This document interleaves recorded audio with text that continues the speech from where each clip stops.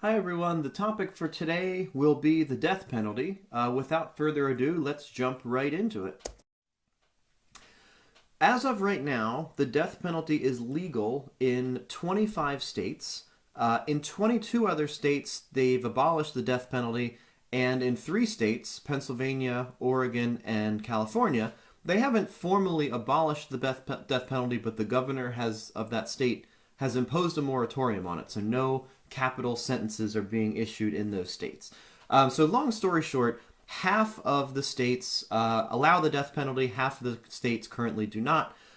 Most recently, actually, Colorado just abolished the death penalty last week, becoming the latest state to do so.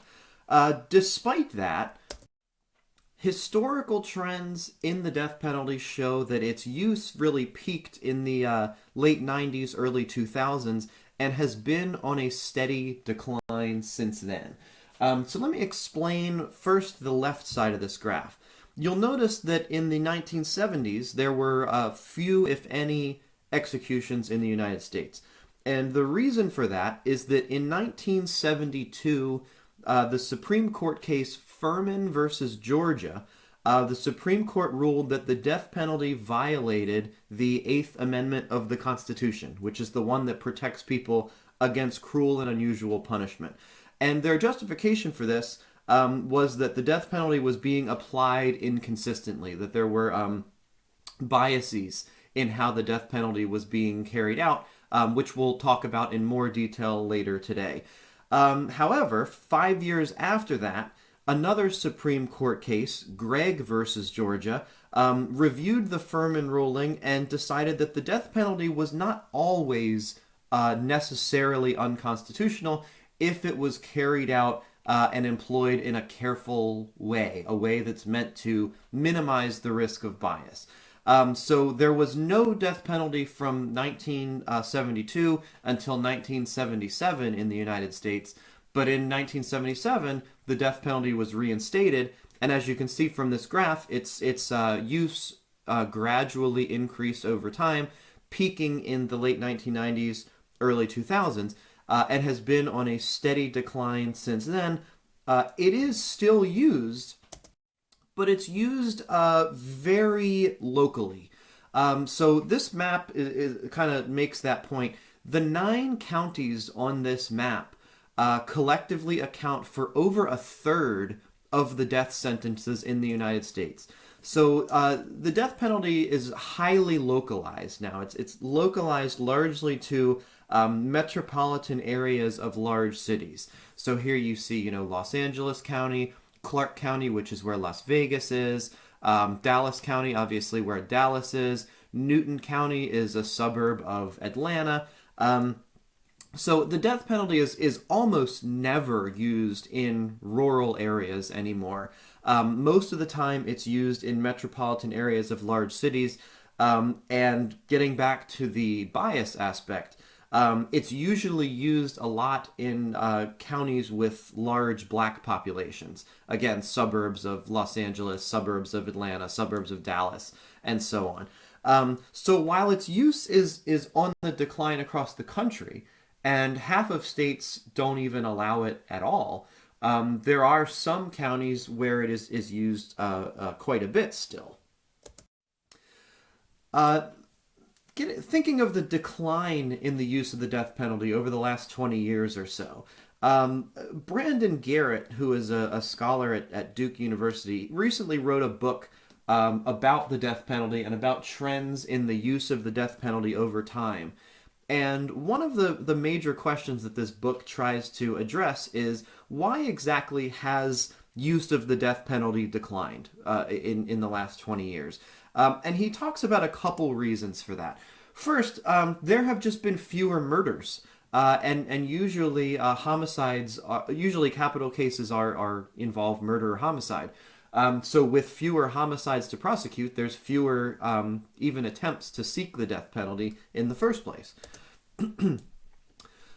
Second, he noticed, looking at counties across the country, Garrett noticed that counties that have historically used the death penalty a lot continue to use it a lot.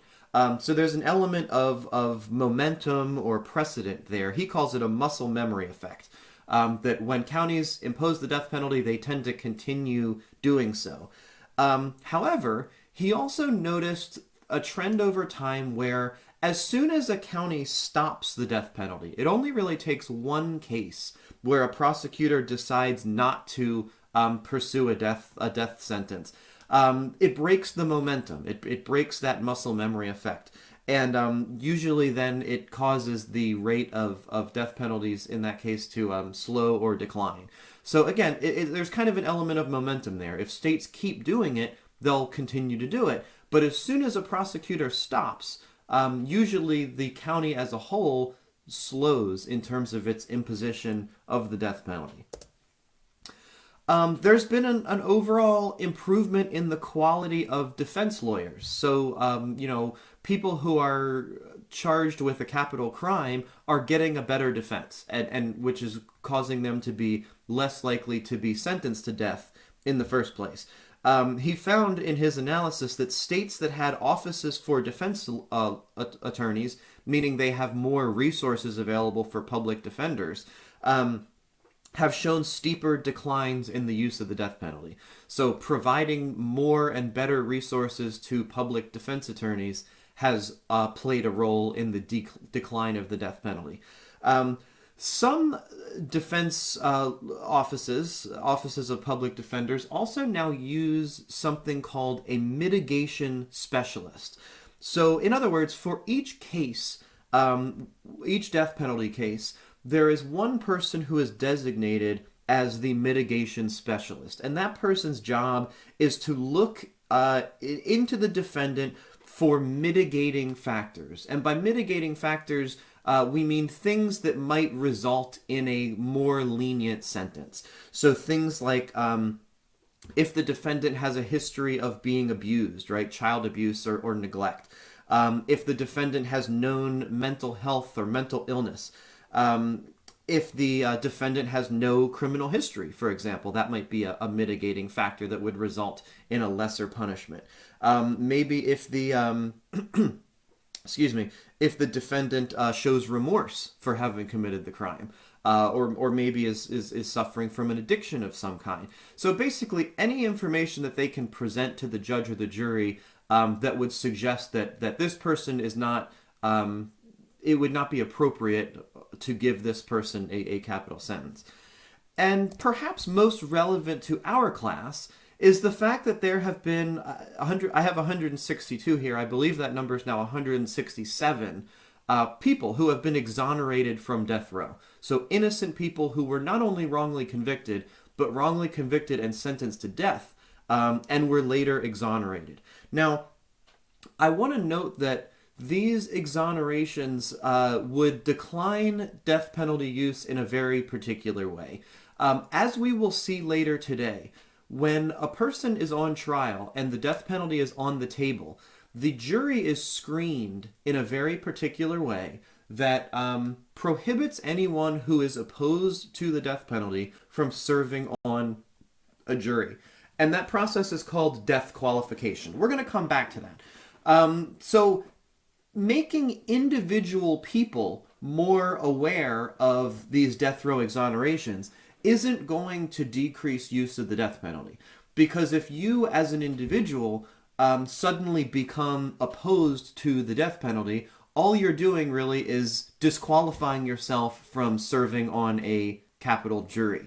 But these exonerations are helpful on a broader level in terms of raising public awareness of these issues and changing legislation, right? Just in the past 4 years, I think 6 additional states have abolished the death penalty. So awareness of these issues isn't necessarily causing the death penalty decline in individual cases, but it is promoting legislative change on a broader state government level. I always like to show this video. This is from a town hall with Hillary Clinton from 2016 when she was running for president. She gets asked a question about the death penalty that is from a man who actually was exonerated from death row. And I think you'll find this to be a really powerful exchange. I'll be curious to get your thoughts on it. So go ahead and pause the lecture right now and watch this video, and you can hear his question and her response.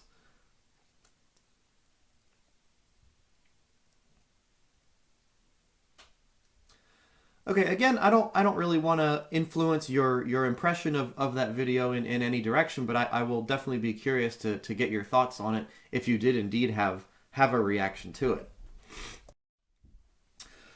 So 167 people have been exonerated from death row in the United States. But how many innocent people have actually been executed? I mean, this is obviously very tragic cases where a person is wrongfully convicted and their innocence doesn't become apparent until unfortunately it's too late. There are currently almost 3,000 people on death row waiting to be executed in the United States. And there have been an additional 1,500 people executed since the death penalty was reinstated in 1976. There is a website called the Death Penalty Information Center that keeps track, pretty detailed records of people who were executed where there is substantial reason to believe that those people may have been innocent. There have been other analyses that have been done. I mean, obviously, this is a very difficult question to answer, but one particularly reputable study estimated that about 4% of the people who are sentenced to death row are in fact innocent. And the Death Penalty Information Center website compiles some of those cases, including one case that we're going to focus on that you read an article on for today, which is the case of Cameron Todd Willingham, who was executed in Texas in 2004 after being convicted of arson, of setting a fire that killed his children. You read an article called Justice Deferred for today in I think it's Slate, that talks about this case a little bit.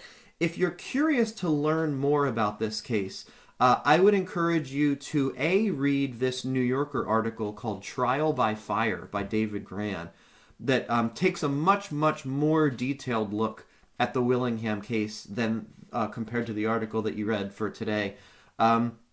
There is also an hour-long episode of Frontline documentary all about this particular case.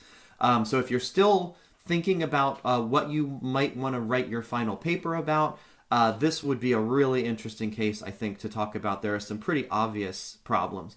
So before we go any further, I'm going to ask you to pause again. There's a video up at the right-hand corner that talks a little bit more about Willingham's case and the factors that led to his wrongful conviction and wrongful execution.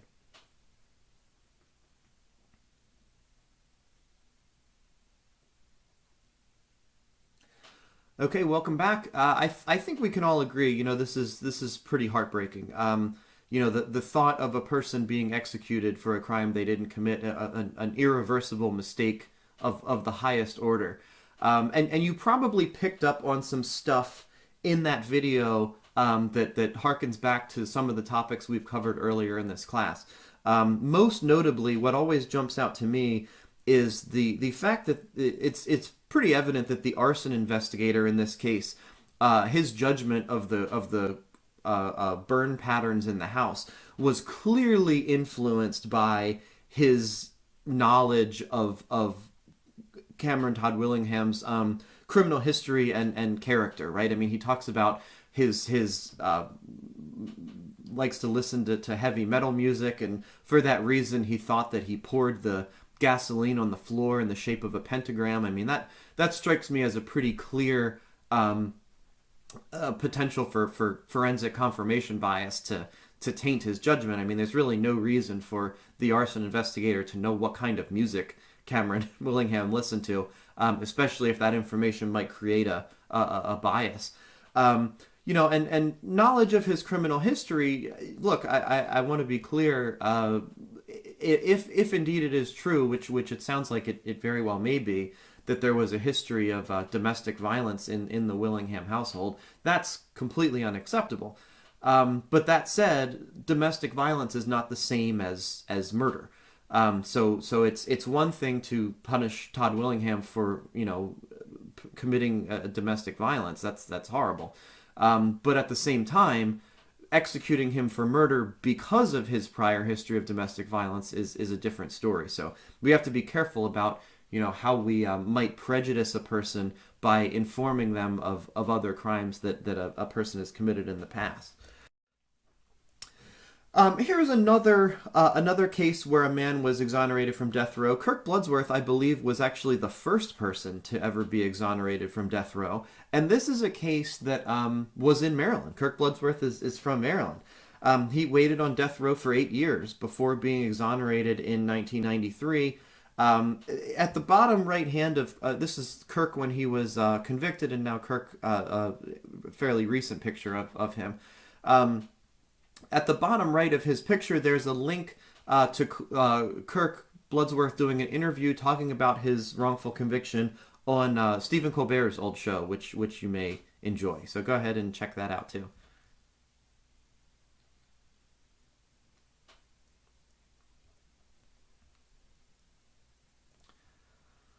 All right, so here we have a couple interesting case studies of people being exonerated from death row. Again, if you want to undertake a death row case for your final project, I think that could result in a really interesting report. There's a chapter in I used to assign this book in this class, but I chose not to this semester. A book called Actual Innocence, which is actually co-written by the founders of the Innocence Project, Barry Scheck and Peter Newfield. And they have an interesting quote in their chapter about the death penalty, which says, "We're making all these godlike decisions without the godlike skills." In other words, every time we sentence a person to death, we're doing so on the assumption that they are guilty. But of course, we know well from this course that people make mistakes. People are not perfect. So there's always a risk, however big or small, there's always a risk that when we sentence a person to death that we're sentencing an innocent person, which is something that they encourage us to be mindful of. And as we see from actual cases, happens not too infrequently. So I'd like to talk for a minute about public attitudes toward the death penalty.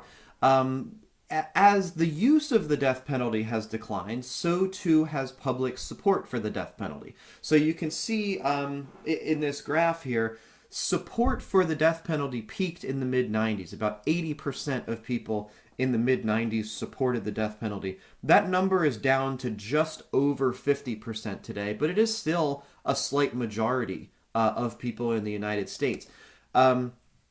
Last time I checked, I believe that number was about 51% of people who were in favor of the death penalty. That said, there are some people who not only support it, but believe it should be used more. In a recent Gallup poll in 2018, 40% of people actually believed that not only should we use it, we should use it more than we currently do. One of those people currently occupies the White House. The President of the United States in 1989, during the Central Park 5 case, obviously he was a big figure in New York City at the time. Just to refresh your memory, the Central Park 5 case is the one where 5 black and Latino juveniles were falsely accused and wrongfully convicted of the rape and assault of a woman in Central Park. While that case was being litigated, the now President of the United States actually took out 4 full-page advertisements. This is a screenshot of the advertisement in various New York area newspapers calling for the execution of the Central Park 5. So in other words, just to reiterate, the current president of the United States in 1989 took out newspaper ads calling for the execution of 5 juveniles of color who ultimately turned out to be innocent. And in fact, there are some really disturbing recent interviews with the president in which it becomes pretty obvious that he actually still believes these men to be guilty of the crime that DNA exonerated them of.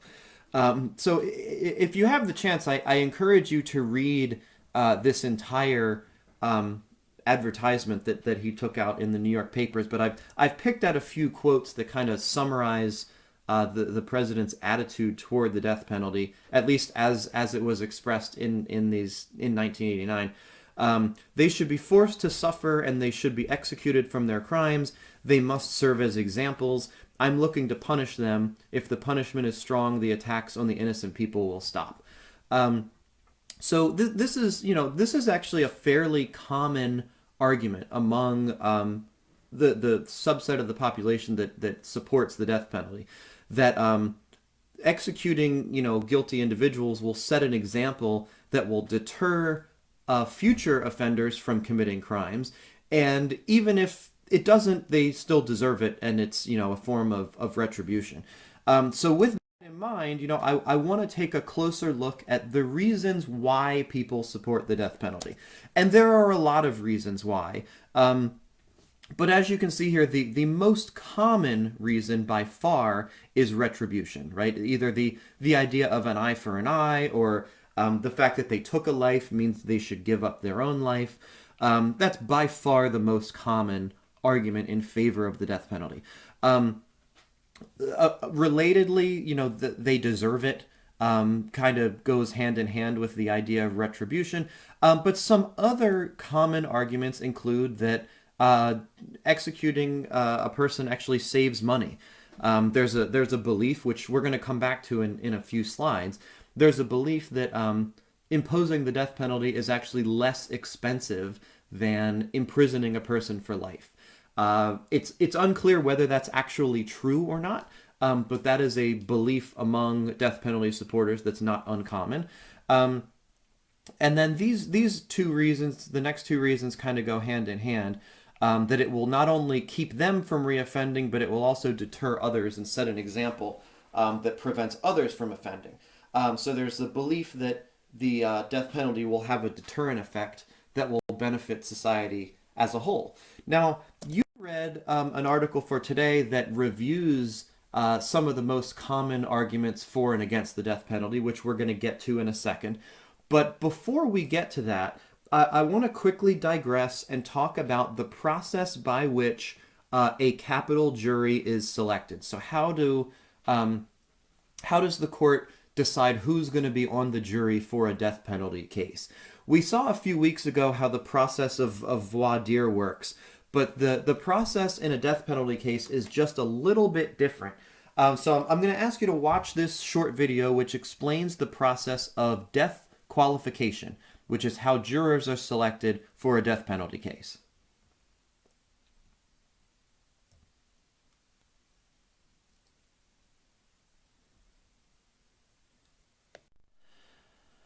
Okay, so as you learned from that video, the process of death qualification means that any potential juror who is unequivocally opposed to the death penalty, so someone who says, under no circumstances would I sentence someone to death, will be excluded from serving on a capital jury. Now, the reason that can be problematic is that it tends to decrease the diversity of people on death capital juries. There are certain groups of people, namely younger people, women, and people of color, who tend to be less likely to support the death penalty. For that reason, those groups tend to be less well represented on capital juries. So capital juries tend to be less diverse, less representative of their community than your average jury is. Perhaps as a consequence of that, death qualified juries also tend to be more conviction prone.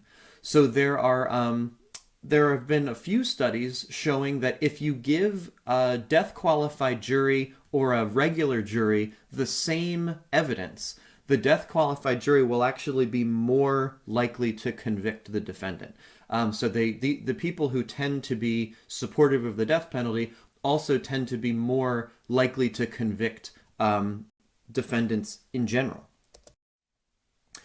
Okay, so as promised, the Cochrane article that you read for today reviews 6 of the most common arguments for and against the death penalty.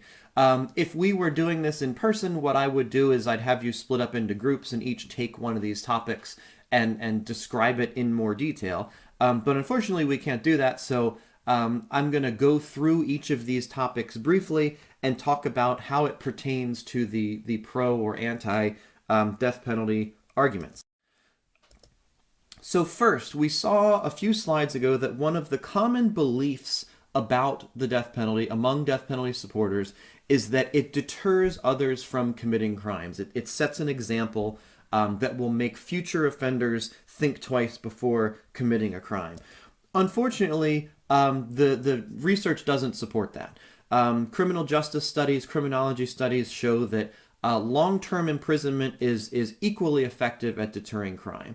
So they've been able to study this, for example, by looking at crime rates in a given area before and after the death penalty is abolished to see if the crime rates go up or down or don't change.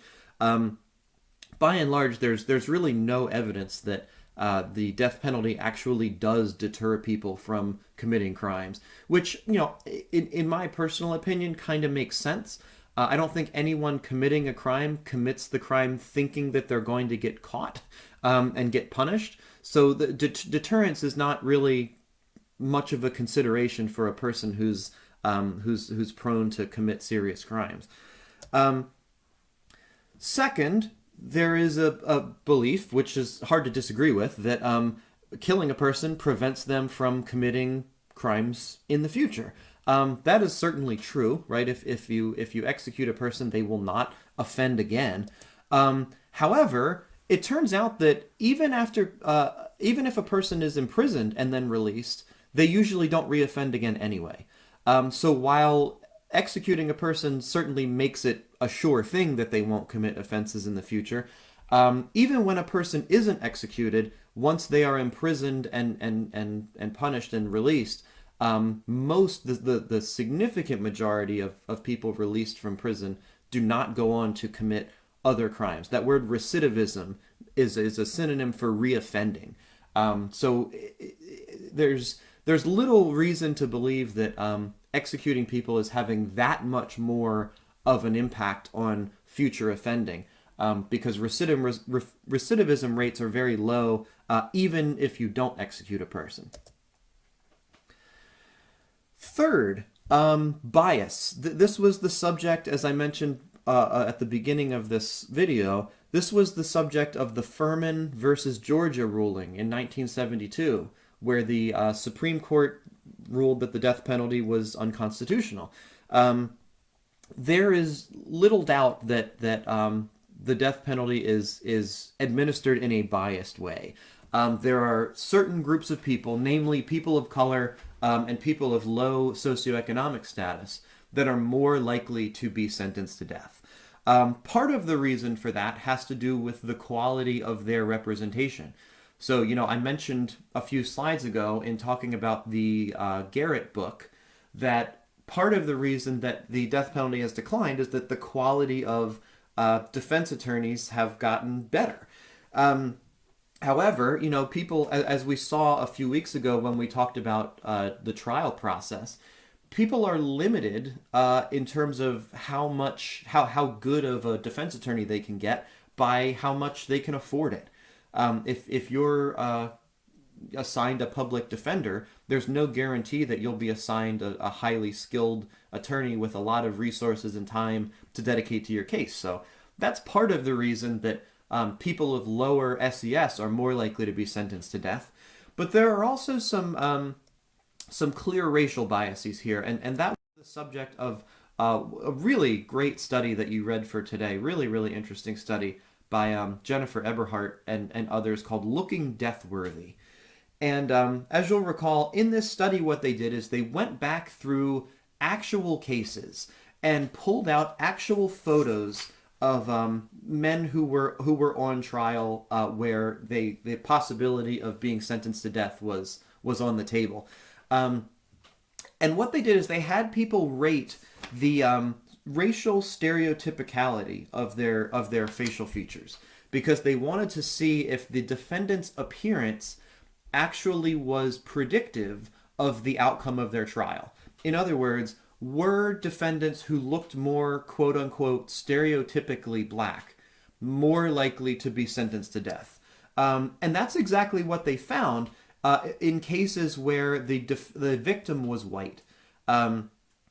So when the defendant was more had more stereotypical facial features, according to the people who rated these photos, they were significantly more likely to be sentenced to death than black defendants who were less, had less stereotypical facial features.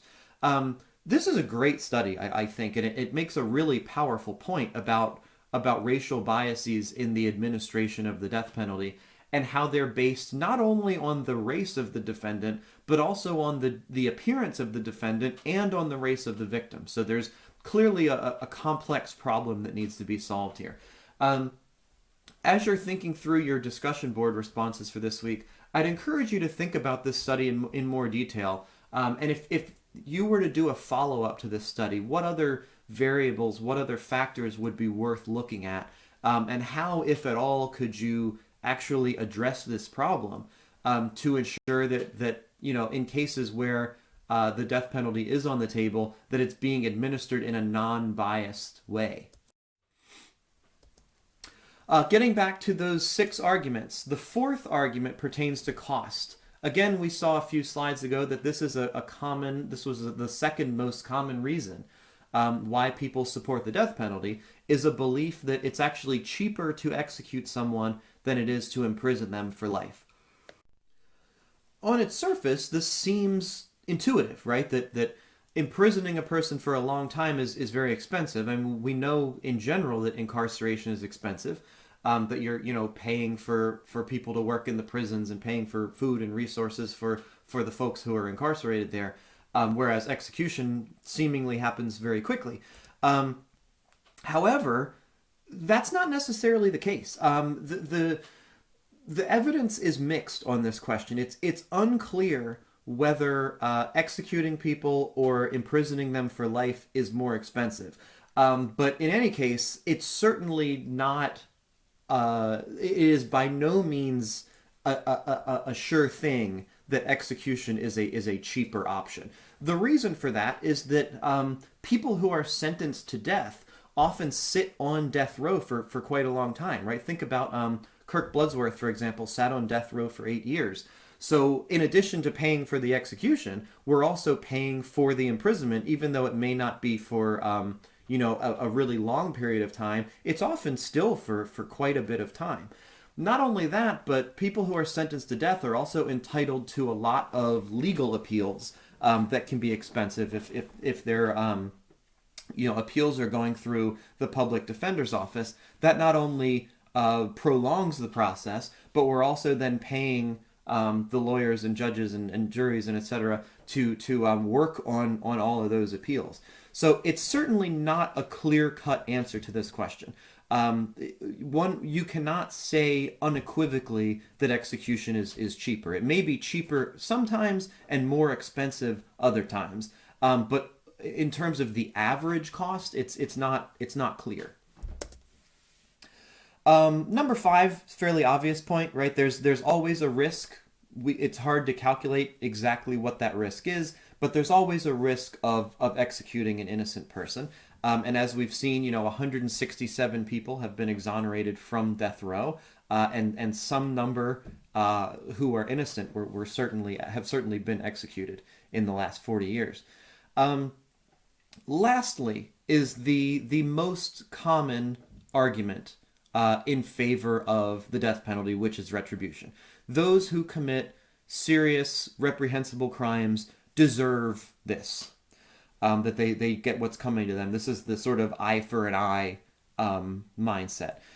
This argument is noticeably different from the other 5, right? The other five arguments are ones that we could prove or disprove. And for each of those, we have data to speak to those arguments. We have data showing, we have research showing that the death penalty is administered in a biased way. We have data showing that it doesn't have a deterrent effect. We have data on the cost, even though it sort of doesn't point to a clear conclusion. We have data on that. But retribution is not a data-driven argument. It's a moral argument, right? You can't prove or disprove that these people deserve to die. This is an ethical question, not a research question. So that makes it different. Now, one thing you could look at least in theory, is does retribution actually benefit anyone? There seems to be there often is expressed a belief that knowing that the person who committed this crime has been executed will somehow benefit the family of the victim, right? That they will feel better, they will be able to get closure or cope with their loss better if in fact they know that the person who killed their loved one has been received the ultimate punishment. To my knowledge, there are no studies that have actually looked at that question. So it's certainly possible, but we don't know one way or the other for sure whether the death penalty actually helps with closure and grief and those sorts of things for the victims and their families. The last thing I want to talk about today is the Marshall hypothesis. This is Thurgood Marshall. If nothing else, you know that our airport is named after him, probably. But he was also the first black Chief Justice of the Supreme Court. And he wrote quite a bit about the death penalty in particular. And the Marshall hypotheses pertain to the question of how, if at all, can we change the public's attitudes about the death penalty, right? So far we've seen public support for the death penalty is a slight majority of people. We've seen a lot of reasons why people support the death penalty. We've seen some data that suggests that a lot of those reasons, frankly, are not supported by the scientific evidence. So how do we, or can we even, change people's attitudes towards the death penalty? To that end, Thurgood Marshall proposed three hypotheses about public support for the death penalty. The first one is that people that are more knowledgeable about the death penalty are less supportive of it, and vice versa. So this implies that educating people about the death penalty will decrease their support for it. That's the second of the three Marshall hypotheses. That if we educate people about the research, about the data, that informing them about this will make them less supportive. However, there is one caveat to that, which is Marshall said data will convince most people, but data won't convince the people who support the death penalty for retributive reasons. Because again, that's not a scientific research-based argument, that's a moral argument. That you can't prove or disprove that this person deserves to be executed. So Marshall basically said more knowledge means less support. If we can educate people about it, they will support it less, unless those people support it because they believe in retribution. Now, I had you read a study for today in which, so this is the Cochrane paper. Sorry, I misreferred to the Radelet paper earlier as the Cochrane paper. This is the Cochrane paper where they actually tested Marshall hypotheses. There have been a lot of studies on this, and the results have been somewhat mixed. But I think it's fair to say that there is generally some support for the Marshall hypotheses being correct.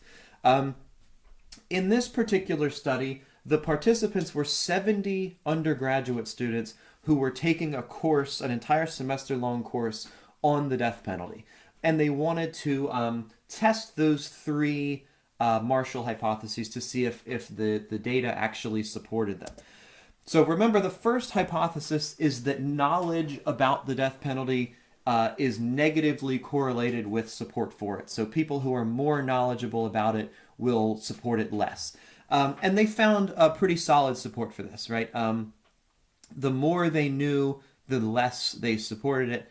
If you're familiar with correlation, Pearson correlation statistics, that's what you're seeing in this table. But the important piece is they did find support that people who were more knowledgeable about the death penalty, both at the beginning of the class and at the end of the class, were less supportive of it. Second, they actually tracked students' attitudes over time. So they measured their beliefs about and support for capital punishment both at the beginning of the class and at the end of the class.